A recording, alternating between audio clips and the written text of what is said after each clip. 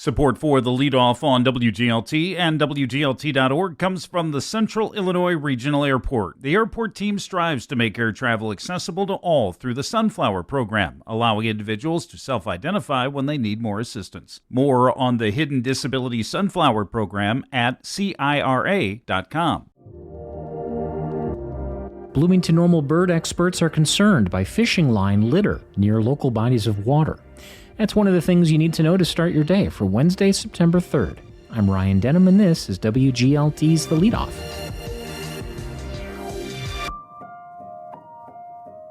Now let's lead off with what could become an alternate path to graduation for some District 87 students. Here's WGLT's Eric Stock.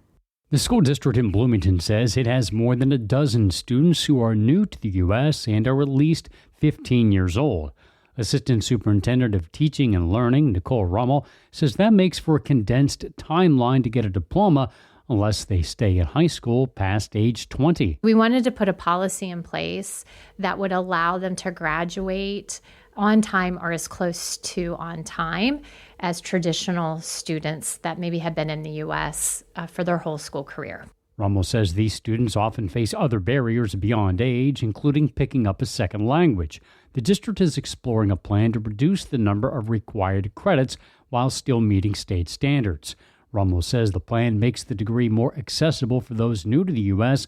while still maintaining academic rigor. English, math, science, and social studies would still be required. These are students that are ready to start their life. They may have work obligations or family obligations beyond just school, and we want to support them in obtaining a high school diploma while also being able to honor some of those other commitments. This is one of several steps District 87 is exploring to improve its graduation rates. They are below the state average. The District 87 school board is expected to vote on the plan next month. With reporting from K-12 reporter Braden Fogerson, I'm Eric Stock. Here's some other stories we're following in the WGLT newsroom. Governor J.B. Pritzker is encouraging loud but peaceful protesting as Homeland Security prepares an extended immigration operation in Chicago.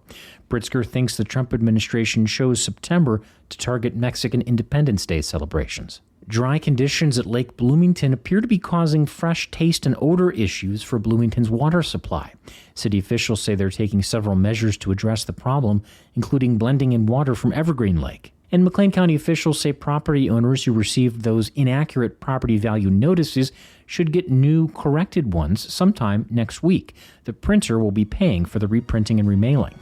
You can find more on these stories at WGLT.org.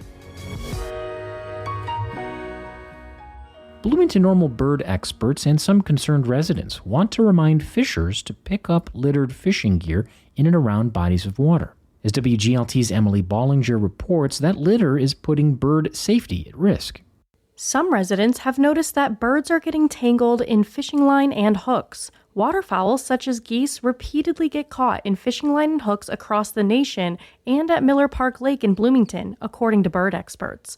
Great blue herons, a wading bird, are also getting caught in littered fishing line. When a bird gets caught in fishing line, it can lead to serious injuries and even death. Here's Grand Prairie Bird Alliance Program Director and avian ecology expert Given Harper. Certainly they die a horrible death. They starve to death, and oftentimes, this is a very slow death. A Bloomington resident, Tori Thompson, frequents Miller Park Lake and says dozens of people enjoy the park every single day and appreciate the wildlife there. But it has a history of littered fishing line. I just know that you see geese all the time with fishing line especially around their ankles and feet and legs. But the other day when we were over here and there was some zoo staff here and they can't rescue, they can't do that. And they said this happens constantly with geese. There are trash cans and fishing line recycling containers surrounding Miller Park Lake and other lakes in Bloomington Normal. If you see fishing line, please pick it up because there are trash receptacles and trash cans. That's all you have to do. And yet, many of those who fish at city parks don't.